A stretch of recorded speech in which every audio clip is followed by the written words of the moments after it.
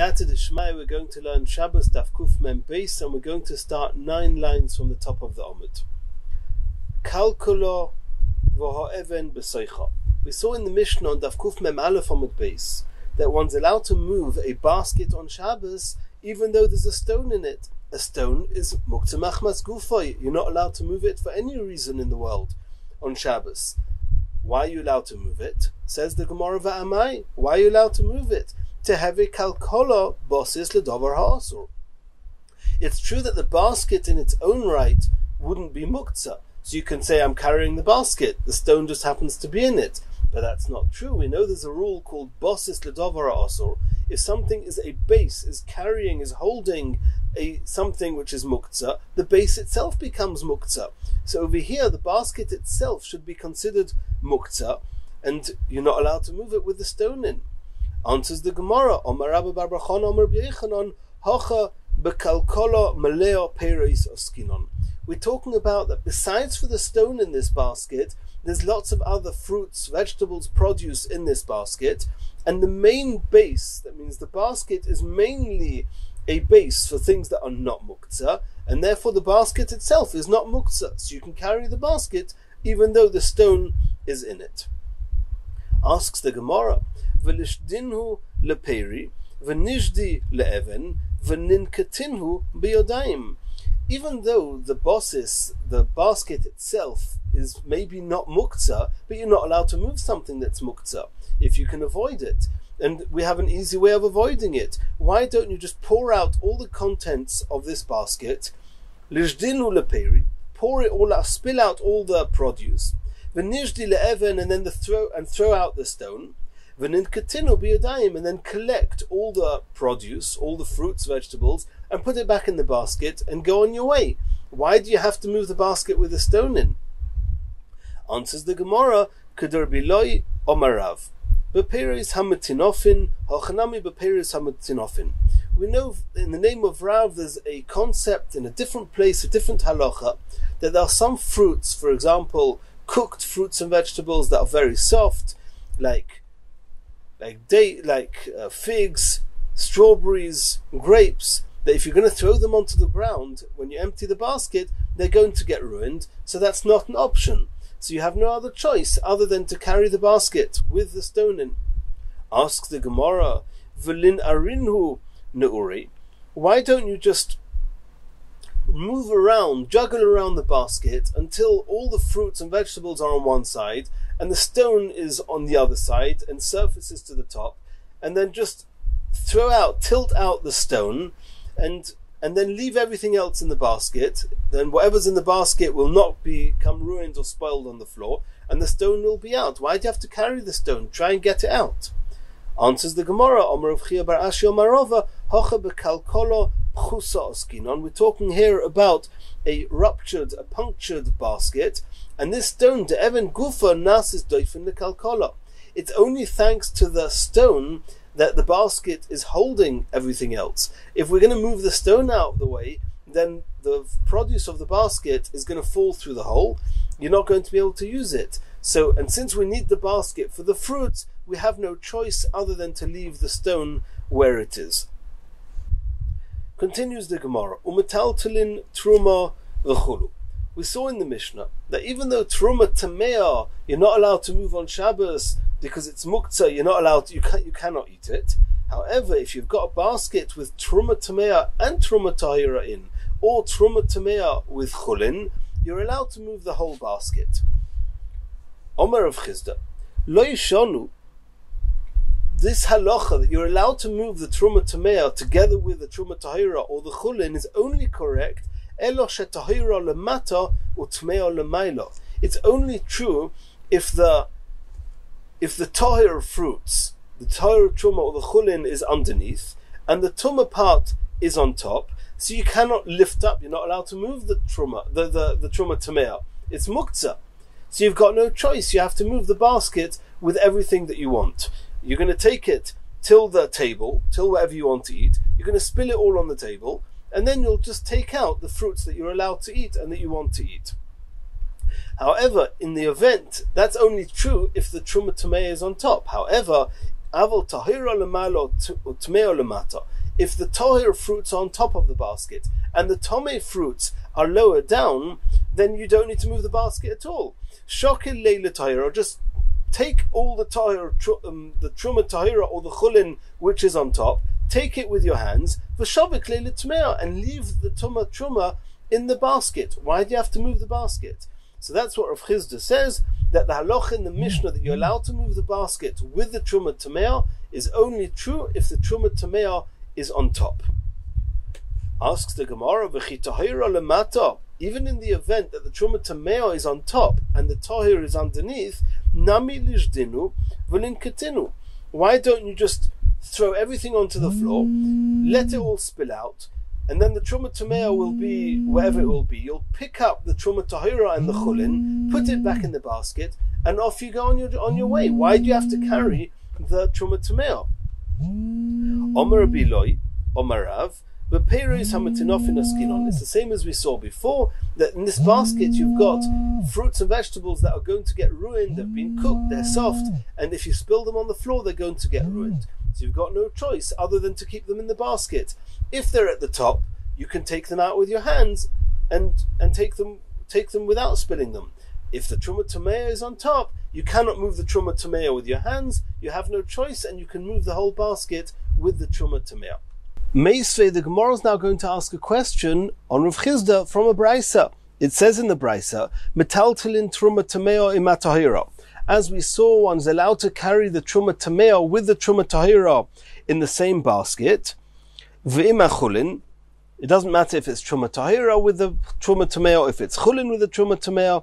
Bein she tahira lemala utmeo lemata, bein she tmeo lemaila utruma tahir utruma lemata. Irrespective of whether the truma tamea is at the top or at the bottom, you're allowed to move the whole basket. Tiyuf to Rav Chizda. Is this a question, a refutation against Rav Chizda? Rav Chizda said that if the truma tahira or the chulin is on top, you're not allowed to move the basket. You just have to take away the truma tahira which is not muktzah, or the chulin which is not muktzah, and you don't need to carry the basket. And here you see explicitly in the brisa that even if the truma tahira is on top or the chulin is on top, you're allowed to move the whole basket. Omalachar Rav Chizda, the Gemara says no. I'll explain to you the difference. Masnisin, our Mishnah, is talking about l'tzayrech gufay, when you actually want to eat the tahir fruits, and therefore, if the truma tahira is on top, take away the truma tahira, take it to where you want to eat and eat it, gesund tahait. And there's no reason that you should have to move the whole basket. Brisa, however, the Brisa l'tzarich mekoymoi is talking about that you need the place where the basket is, and therefore it's not good enough to just take away the truma tahira and leave the basket where it is. You need the whole basket to be moved out the way, and therefore you're allowed to move the basket with the truma tahira and the truma tamea. You're allowed to move it all away. Asks the Gemara, "My duchkeder of Chizda la'oikma masnisin l'tzarich gufay." What compelled Rav Chizda to say that our Mishnah is talking about that you actually want the fruits l'tzarich gufay, and that made Rav Chizda say that the Mishnah is only true if the truma tamea is on top, but if the truma tahira or the chulin is on top, then you're not allowed to move the truma tamea, and that's only when it's tzarich gufay. Maybe the Mishnah was also talking about the tzarich mekoymoi, and then it's true even if the truma tahira is on top. Omar Rava said masnisin kavosei daika. There's proof from the Mishnah itself to what Rav Chizda said, to Rav Chizda's understanding that the Mishnah is talking about that you want to eat the fruits l'tzarich gufay. Diktoni Sefer, because the continuation of this Mishnah, which is actually going to be a Mishnah on Omid Beis, mo'is she'al hakar, if you have coins which are also muktzah on a pillow, menair es hakar v'hein noiflois, you're allowed to shake, or you have to shake the pillow and let the coins fall down, and you're not allowed to carry the pillow with the coins. V'omar Rabbi Bar Bar Chonom Rabbi Yochanan explained that lo yishanu elo l'tzarich gufay, that's only true if you need the pillow. Take the pillow, leave the coins. Aval l'tzarich mekoymoi, if you need the place where the pillow was, and that's why you're moving the pillow, it doesn't help if you put the coins in the place of the pillow. You need that place vacated, and therefore you have no choice. You can move the pillow with the coins on top of it. You move the pillow with the coins on top of it. And mid the sefer letzerich gufay, since the Mishnah at the end, which Rabbi Yochanan explained, must be talking about, or is talking about letzerich gufay, which is why you're allowed to drop the coins behind, why you have to drop the coins behind and not move them with a pillow. It would make sense to say that the Reisha, the beginning of the Mishnah, which is our Mishnah, is also L'Tzerech Gufay. Since it's L'Tzerech Gufay, you don't need to move the basket. But that's only if you can get to the fruits without moving the basket, by taking the fruits. But if the Truma Tameh is on top, then in any case you're not allowed to take the Truma Tameh by hand. You have to spill it out. You can't spill it out here. So you have to take it to the table you want to eat, and then you can spill it out on the table you want to eat and eat the Truma Tahira or the Chulin. Which is exactly what Rav Chizda said. Continues the Gemara. Rabbi Yehuda Omer Af Mailin V'chulu. We saw in the Mishnah, Rabbi Yehuda Omer Af Mailin is Hamaduma Be'echod Umea. And we explained when we learned the Mishnah, we'll just repeat it again to understand what's going on here. Truma Tamea is Truma, regular Truma. Regular Truma has to be eaten b'taira by a kohen. What happens if some Truma falls into Chulin? Then we would have thought that the whole mixture, which is now got partly Truma, has to go to the kohen. A zor, somebody who's not a kohen who eats Truma, is a very severe avera. So we have no choice, and the whole thing has to be given to the kohen. However, in the same way as there are other halachas of bittul, that if you've got a majority, and there's different rules and different levels of majority, but if you have a substantial amount more tohoir, mutter over osa, or chulin over truma, then we just disregard the truma and we assume the whole thing is chulin. Now, how much do you need of the chulin that's going to be mevatel the truma? 100 times more. If you have one portion of truma and 100 portions of chulin, then we disregard the truma and the whole thing is considered chulin. But in order that the kohanim should not lose out, however much truma fell in, you have to take out that amount and give that to the kohen, and the rest you can eat. Now the big question that we're going to have here is, how do we look at this? Do we look at this as if the whole mixture, there's one part truma, there's 100 parts chulin, it's all mixed together, you're allowed to eat it, but before you're allowed to eat it, even if you're not a kohen, you have to take out one portion, which was the amount of truma. Do we say that the truma part is an independent part? It's sitting there someplace independently on its own. It's separate. And when you take out part, we assume, or we look at it as if I took out the truma part. And all the rest, it's as if it's purely chulin and not a mixture. Or do we say no? We say that the truma is evenly spread out in the whole mixture. And it's as if the whole thing is 1% or 1 out of 101, just under 1% of truma, and the rest is chulin. Just as a side halacha, you have to take out that amount and give it to the kohen. And the rest you're allowed to eat, because even though we assume and we know that there's truma everywhere, dispersed according to the ratio of 1 to 100, nonetheless, that's the halacha, that it's mutter. Or do we say, the other tzad, is that it's as if the truma is only on the side and it's not even mixed in. You just don't know where it is. So whichever part you take out, we're allowed to assume that's the truma part. That's what we're going to discuss here, but let's move into the sugya gradually. Rabbi Yehuda Omer Af Malin V'chulu. So the Mishnah says, it's a chiddush of Rabbi Yehuda, that even though it's bottle, you've got echod umea, one portion, one part truma, 100 parts chulin. You're allowed to eat it, but there's a condition: before you eat it, you have to take out the amount of the truma and give it to the kohen. Rabbi Yehuda says you're even allowed to take out that one part on Shabbos and give it to the kohen, or set it aside, and you can eat the rest on Shabbos. Asks the Gemara of Amai, why does Rabbi Yehuda let you do that? You're repairing this mixture. Before you take out this part, it's all osa. You're not allowed to eat it. Taking out the part now allows you to eat everything that's left. That's called fixing. You're not allowed to fix on Shabbos. Answers the Gemara, Rabbi Yehuda Rabbi Eliezer Sfirle. Rabbi Yehuda holds like Rabbi Eliezer, and we're about to see that Rabbi Eliezer holds that the truma was actually never mixed with the chulin, even though it did get mixed in, but halachically speaking, we look at it as if the truma stayed on its own, and technically speaking, the chulin part was never mixed with the truma. And since it was never mixed with the truma, it's not called that I'm fixing the chulin. And now we're going to see this Rabbi Eliezer inside. Truma be'ino mochsa. That he holds that truma is be'ino, which means it's separately. Mochsa, it's lying. It's lying separately. It's not a mixture. If the truma would be mixed and dispersed in the whole thing, and then the whole thing is one big mixture of Issa, until I take out my bit, and then the whole thing becomes mutter, I fixed the whole thing. But if the whole thing was always chulin, just some place there's a bit of truma, you have to separate it. So wherever you separate, that was the truma bit, all the rest was always chulin, you're not fixing anything. So that's what it says, that we hold like Rebbe Eliezer, Ditnan we saw in the Mishnah. So truma, if a single saw of truma, that fell into less than 100 saw of chulin, and it got mixed up.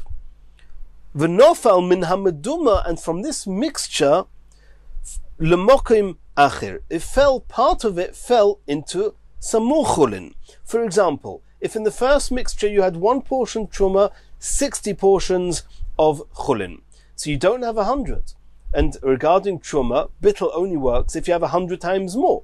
So here you've got a 1 out of 60, or 1 out of 61 part of this mixture is truma.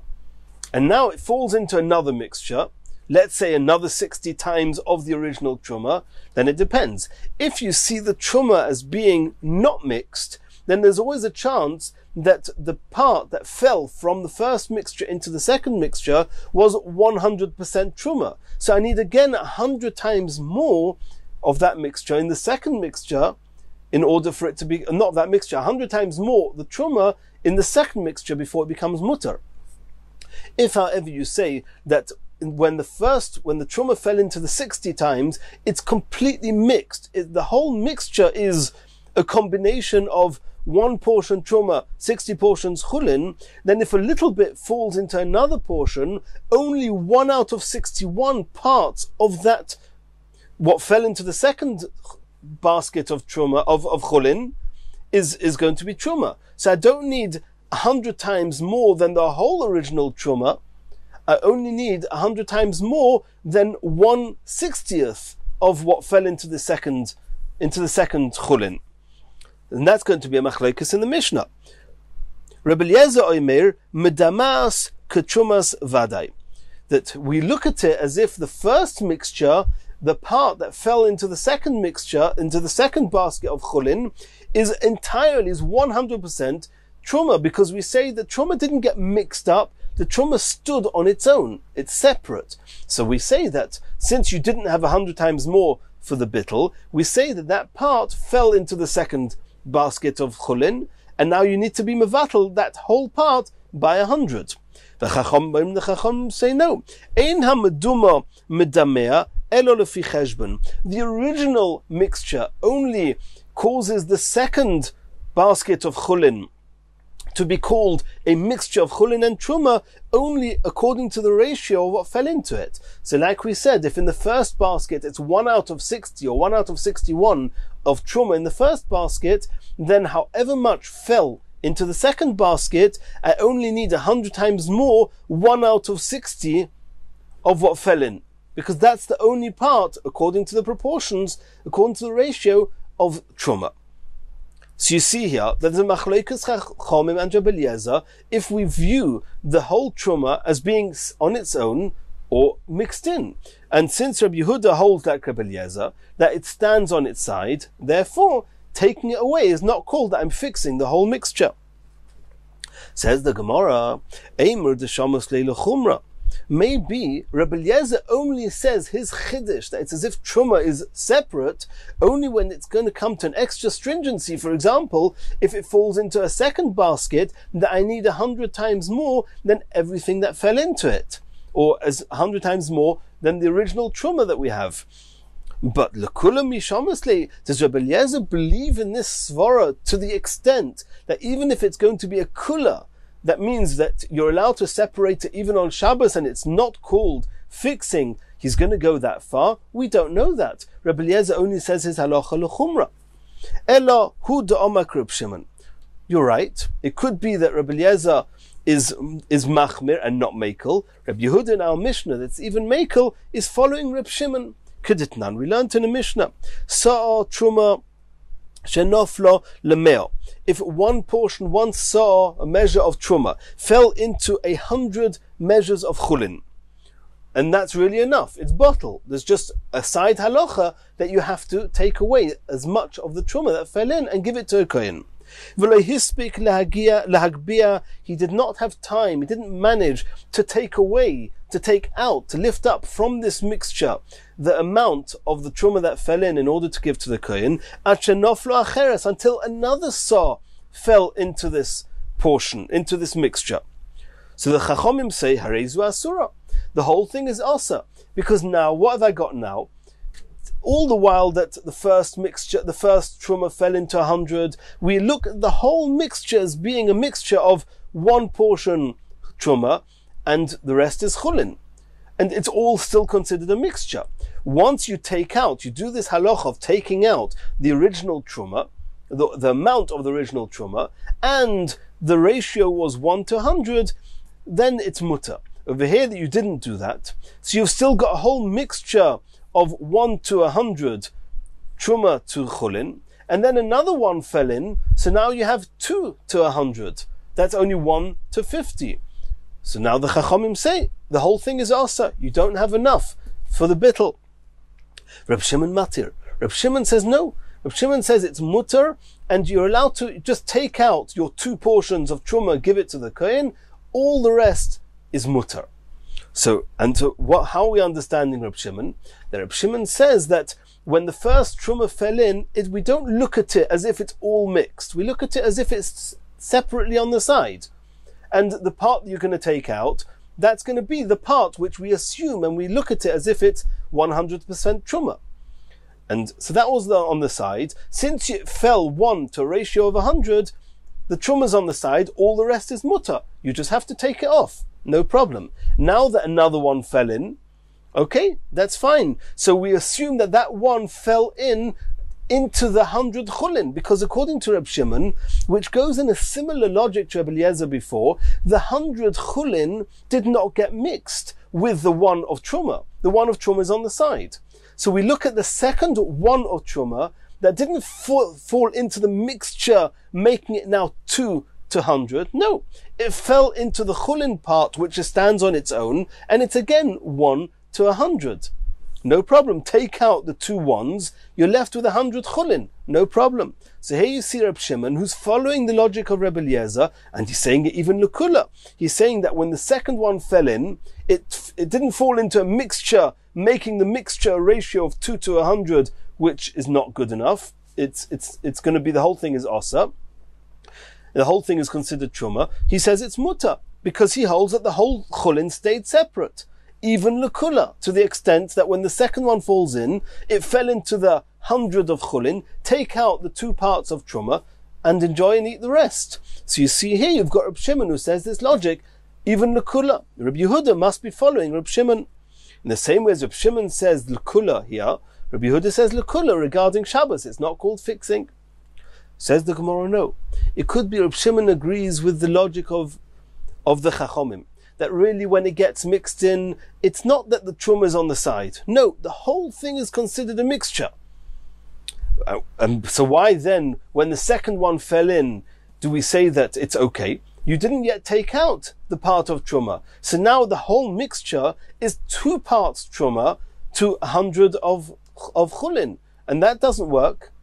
So how are we going to explain it? Says the Gemara, Mimai, Dilma Hossam, Bahakmifligi, maybe everybody agrees, like the Chachomim, that it's all a mixture. And the arguing as follows: the Tanakama Sovar Afal Gav de Noflu Bezeh Achazer Command de Noflu Bevasachas Domi. The Tanakama hold that if it falls, that even though it fell in separately, it's as if it fell in together. Two parts that fall into 100 of chulin is 1 to 50. That's not bittul, and the whole thing is considered truma. And then it doesn't help to take out now the two parts, because the whole thing has already become, it has the status of truma.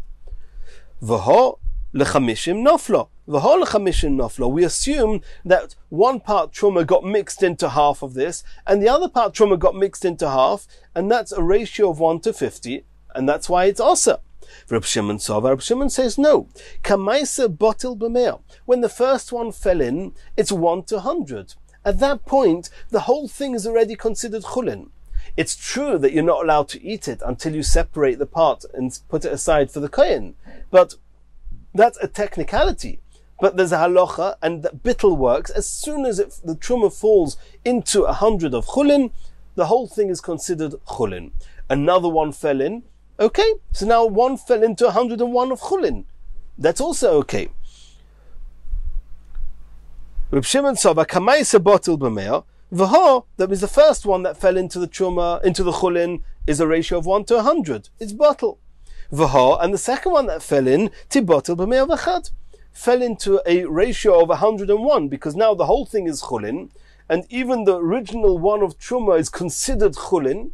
So now you've got the second one of truma fell into 101 of chulin, and that's why it's all okay. There's a side halacha you have to take. You can't eat it until you take off for the kohen. But according to Reb Shimon, it could be that it's all mixed, and taking off for the kohen would be called fixing it on Shabbos, and therefore you're not allowed to do it on Shabbos. So you can't say Reb Yehuda, who says in our Mishnah that you're allowed to fix it on Shabbos, is following Reb Shimon. No. Maybe Reb Shimon just says that there's a chiddush that it's not considered that 1 to 50, it's considered 1 to 100, and after Shabbos you'll separate what you need for the kohen and you can eat the rest.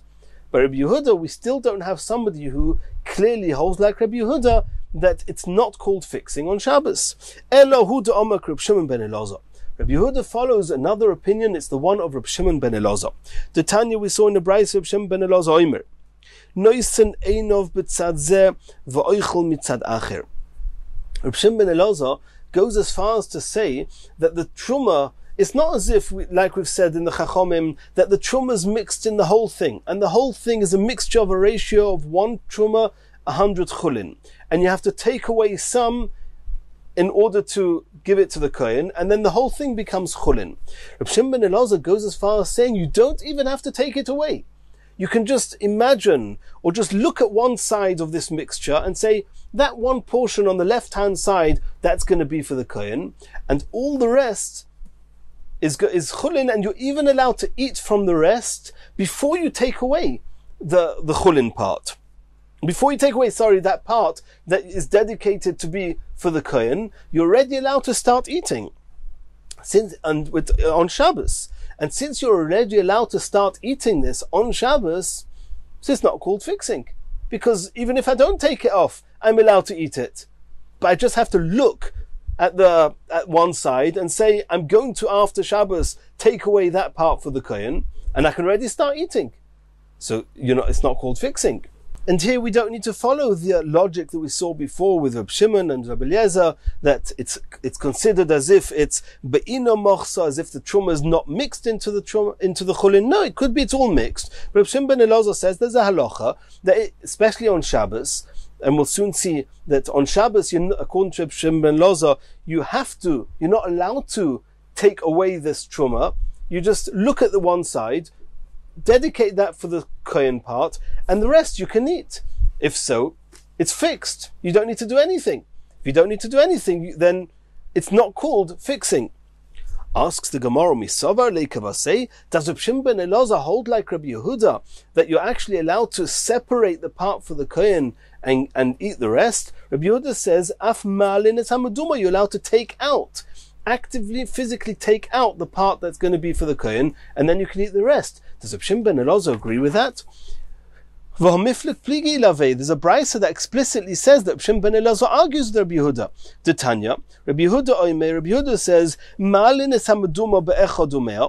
then as providing that the mixture itself is a ratio of 1 to 100, you're allowed to take away the part for the kohen, separate it, and eat the rest. Reb Shimon ben Elazar says that on Shabbos you don't separate it. You're not allowed to separate it.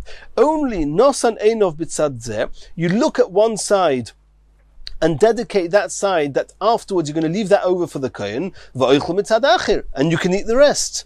So how can you say that Rabbi Yehuda is following Reb Shimon ben Elazar, and therefore Rabbi Yehuda says it's not called tikkun? To the extent that you're allowed to separate it, Reb Shimon ben Elazar says explicitly you're not allowed to separate it. Says the Gemara, you're right. Rabbi Yehuda adifa mit Reb Shimon ben Elazar. Rabbi Yehuda agrees to Reb Shimon ben Elazar that you're allowed to look at the other side.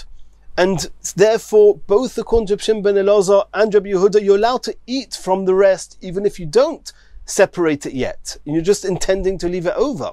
Reb Shimon ben Elazar says you're not allowed to separate it. Rabbi Yehuda goes one step further and says if in any case you're allowed to eat it, it's not called tikkun. If it's not called tikkun, then go separate it. Why not? The reason Reb Shimon ben Elazar says you shouldn't separate it is once you do an activity of separating it, then you're going to start doing a tikkun, and it could be in future you're going to get confused and you're going to separate the part for the kohen on Shabbos even when you're not allowed to, and you're going to end up doing a tikkun and fixing up the foods even when you're not allowed to. Therefore he said don't do any activity. Just dedicate, have in mind to keep one part for the kohen, eat the rest. Rabbi Yehuda is not concerned about that, and Rabbi Yehuda just says, no, since I'm allowed to eat it anyway, there's no issue with fixing, go ahead and separate it, even on Shabbos. And the Achronim here discuss exactly why, according to Reb Shimon ben Elazar, he didn't allow them to separate it. He just insisted that they merely dedicate part of it for the kohen and leave it on inside, the mixture on the side, and not allow them to take it out. And Rashi just says that since for Einik Shabbos it was enough just to have in mind to separate it, therefore they shouldn't separate it, and the Achronim explain why he had an issue with it. Says the next Mishnah, and we've seen this already previously in the Gemara on Daf Kuf Chof Hei. Ho'even she'al pi hachovis, a stone which is generally considered muktzah machmas gufay, is on top of a barrel. She'al pi hachovis, it's covering the mouth, the opening of a cask. Moto al tzido, if you want to take out some of the wine from inside the barrel, you tilt the stone onto its side, v'hinoi feles, and it falls, and then you can take out whatever you want to take out. But you're not allowed to actually with your hands move the stone directly, because it's muktzah machmas gufay. Continues the Mishnah, hoysa bein hachovyos, if this barrel was amongst other barrels, we'll see in the Gemara later, either it was a very tightly cramped storehouse with lots of other barrels there, or there were glass utensils there, but either way, and tipping off the stone may cause other barrels or glassware to smash, so he doesn't want to do that. Magbia, he can lift up the whole barrel, umoto al tzida, v'hinei feles, you take the whole barrel somewhere safe, where you're not worried if the stone's going to fall on anything, and then you tilt off the stone, take out what you need from the barrel, and when you're finished, you put the barrel back where it was. The next halacha, mo'is she'al hakar, we saw this before, if you have coins on a pillow, and coins are muktzah, and you want to move the pillow, menayer es hakar, then you're not allowed to move the coins, you cannot take them away directly, then you just have to tilt and shake off the coins from the pillow. And the coins will fall down without you having touched them directly. Another halacha, hoysa olov lishleshes, if there was some filth, whether it's some excrement or some spit on this pillow, mekancho, you can wipe it, besmartut, with a rag, but you're not allowed to pour water onto it, because pouring water onto material is similar to washing it, and washing it could be melabin, whitening, which is asa. Hoyso shel oir, if this pillow was covered with skin, with hide, And typically when you wash it with water, that's not the way you clean it. You're allowed to put water on it, until all the filth disappears. Says the Gemara, Omar Rav Huna Omar Rav, Lo yishonu elo b'sheicheach.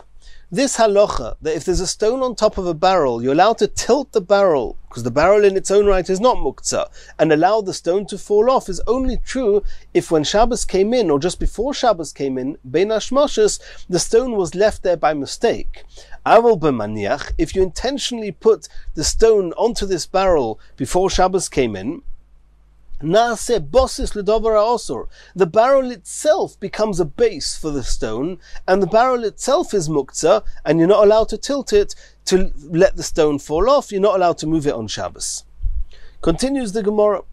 We saw in the Mishnah, if the barrel was amongst other barrels and you didn't want to push the stone off it in fear of breaking one of the other barrels, says the Gemara, Man Tana de kol heicha de ika isura v'hatera b'hatera tarchinon b'isura loy tarchinon. We have here a case where you have two options. Either you move the stone off with your hand, or you take the whole barrel with the stone and you drag it to some other place safe, which is much more effort, and then you can tilt off the stone. So you see in our Mishnah that since you're able to move the barrel and not have to touch the stone directly, we prefer that you do the hetera tarchinon and isura loy tarchinon, but not to move the isser, to move the stone, the muktzah, with your hands. Who holds of this? Omar Rabbi Bar Bar Chana Omar Rabbi Yochanan, Reb Shimon ben Gamliel. It's the opinion of Reb Shimon ben Gamliel. Ditnan, we learnt in the Mishnah. Haboyer, if somebody separates or sorts kitnios, which is types of vegetables, of beans, b'yom tov. If somebody wants to separate on Shabbos, you're not allowed to do boira. On Yom Tov, if it's oichel nefesh, it could be muta. So if somebody wants to separate kitnius on Yom Tov, Beis Shammai oimrim boirer oichel va'oichel. Beis Shammai say that you have to separate the good, it's what you do want, and leave behind what you don't want. Boirer oichel, pick the food, the part that you want, va'oichel, and eat it, and just leave the rest. Beis Hillel oimrim, Beis Hillel say, boirer kadarkoi, do what you would do during the week. And typically during the week, what would you do? Since there's so much more food than the psoiles, than what you don't want, you will just move aside what you don't want. So on Yom Tov also says Beis Hillel, move aside what you don't want, and then the rest is left over and you can eat it. Boirer kadarkoi, you remove the psoiles from the oichel, b'cheikoi, you can do it in his lap, or b'tamchui, or on a big plate. V'tanya, and we learned a brisa regarding the opinion of Beis Hillel, Omer Reb Shimon ben Gamliel, when is it true that you're allowed to take the psoiles and leave the oichel, according to Beis Hillel? Sheha-oichel meruba ala psoiles, when you have a lot of oichel, and then if you're going to take away the oichel, it's going to be a lot of effort, and therefore we rather that you just take away the psoiles. Aval psoiles meruba ala oichel. In a case where separating the psoiles is much more effort than separating the oichel, taking away the oichel, divrei hakol boirer oichel, then even Beis Hillel agrees to Beis Shammai that you're not allowed to separate the psoiles, you have to take away the oichel. Now the Gemara is asking, v'hahacha, in our Mishnah, d'chi oichel meruba ala psoiles domi. Moving the whole barrel, the barrel itself, which is not muktzah, is the oichel, and the stone is called the psoiles. Over here, what's more, it's much more to have to move the whole barrel, which is oichel, and just moving the stone by hand is the psoiles. So why, according to Reb Shimon ben Gamliel, that said, according to Beis Hillel, that if the effort to move the psoiles is less than the effort to move the oichel, you move the psoiles. So why over here do we not say the same? If instead of moving the whole barrel with the stone, just take off the stone. Answers the Gemara, Hachanami, Kiven de iboya le mishkal veloy mishtakel le yain ad shokele. He's saying over there, you can either do the malacha of boira by taking away the oichel, or the pseiles do the one that's the least effort. Over here, in any case, if you're going to want to empty the whole barrel from the wine, in any case you have to tilt away the whole barrel. In any case you have to do that. So here we're saying that if you're going to say at the beginning, just take away the stone, remove the stone, and afterwards you have to, in any case, move the barrel. So what have you gained? You've done even more work. Rather, just tilt the whole barrel with the stone, and that way when you're tilting it anyway, you can empty it from the wine that you want to take out anyway, and then you've done less effort than first taking off the stone separately and then tilting the whole barrel. And that's why it's compared to pseiles meruba la'oichel domi, and that's why the halacha here is that you tilt the barrel and you do not take off the stone. Continues the Gemara. We saw in the Mishnah that if this barrel with a stone on is amongst the other barrels, and therefore you do not want to, or you're not able to tilt it to get the stone off, you're allowed to take the whole barrel with the stone elsewhere and tilt it off. Tanya, we saw in a brayser, Rabbi Yossi Omer, if this barrel is in a tightly cramped storehouse, and we're worried that if he's going to tilt it, the stone is going to fall on the next barrel and break it. Or if beyond this barrel there was some glassware, you can move the whole barrel with the stone to another place, and tilt it onto its side, and the stone will fall off, and you can take from it then any wine that you want, and then you can put the barrel back into the storehouse. Continues the Gemara, Mo'is she'al hakar. We saw in the Mishnah, if there are coins which are muktamach mazgufa, you're not allowed to move them at all on the pillow. Menayres hakar, you can shake the pillow off from the coins, v'hei noiflis, and the coins will fall on the floor. Says the Gemara, Omer Abayshia, Shochach arnaki b'chotzer. If somebody left his purse, he forgot his purse in a chotzer, Maniach oleo, you're allowed to place on top of this purse kikor, a loaf of bread, or tinoik, or a child, or metaltelo, and then you're allowed to move this arnaki, this purse, this pouch, together with the child. And agav, the child you're carrying, you want to move the child, you want to move the loaf. The loaf is on top of this arnaki, so you move the loaf via the arnaki, and it's mutter. That's what Rabbi Yossi holds. Rabbi Yitzchak. Rabbi Yitzchak says, Shochach leveino b'chotzer, if you forgot a brick in the chotzer, and it's muktzah, and you're not allowed to bring it in, maniach oleho, you put on top of it kikor tinoik, a loaf of bread, or a child, umetaltelo, and then you can move it. You move the brick, and you're moving the child via the brick, and that way you can bring the brick with the child into the home. Omer Rav Yehuda bar Shila, Omer Basi.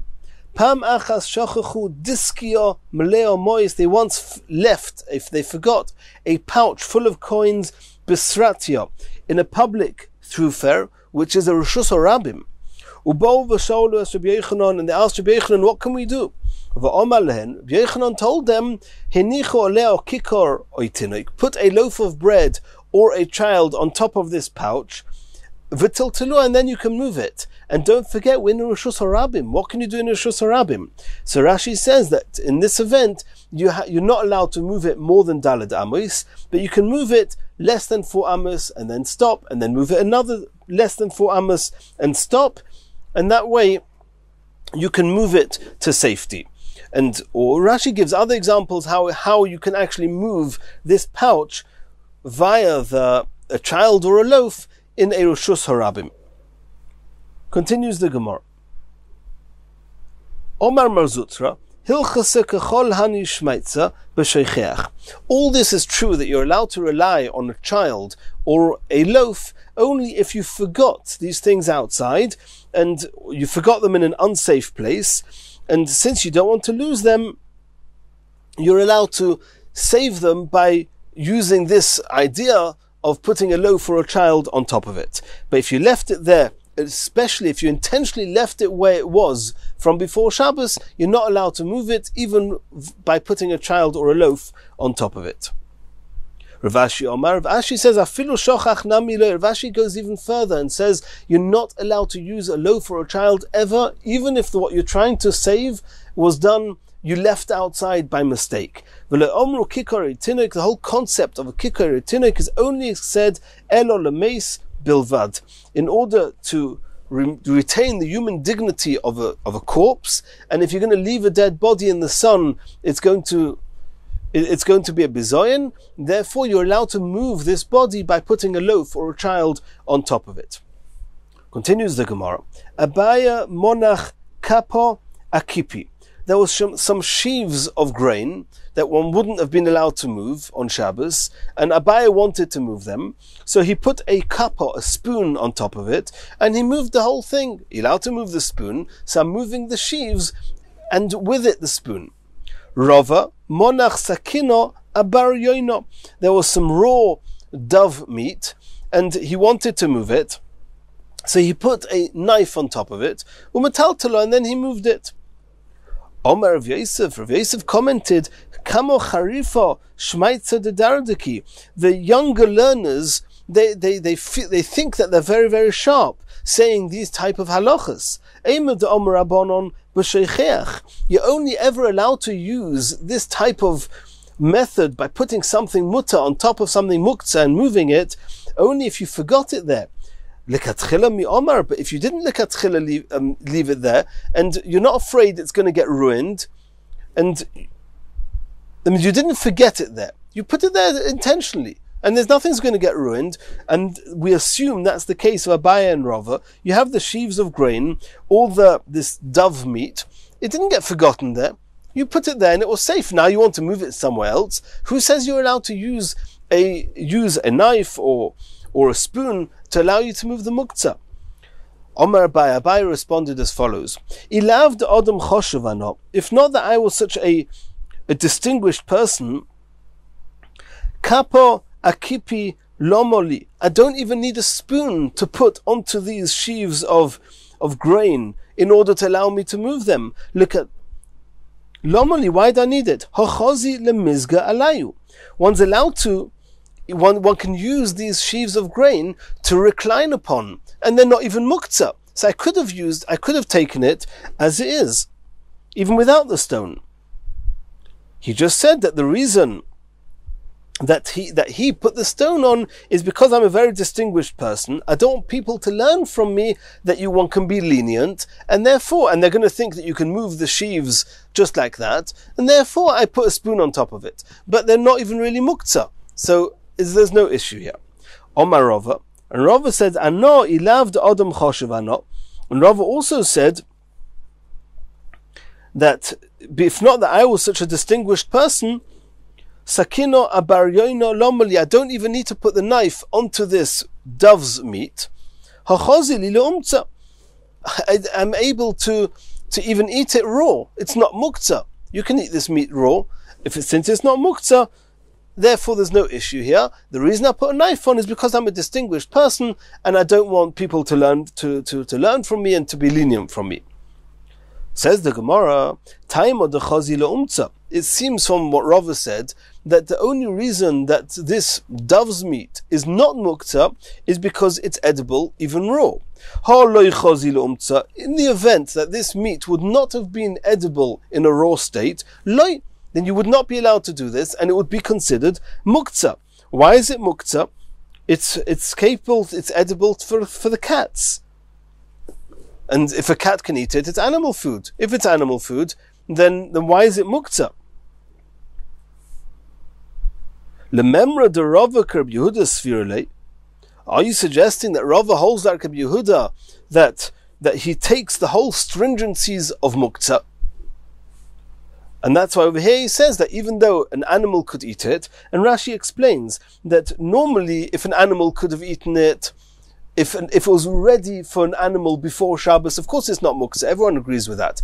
Over here we're talking about a case that when Shabbos came in, it was edible for a man. It's still edible for a man. It's just raw, and it has to be cooked. And some meats, when they're raw, a man can't eat them, even though a cat could eat them.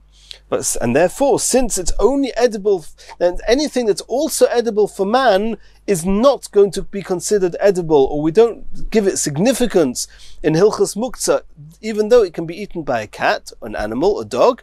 And therefore over here, this umtzah, if not for the fact that it's edible by a man, it's considered muktzah. And the Gemara is asking, that's all if you follow Rabbi Yehuda, who follows all the stringencies of muktzah. Does Rava hold that way?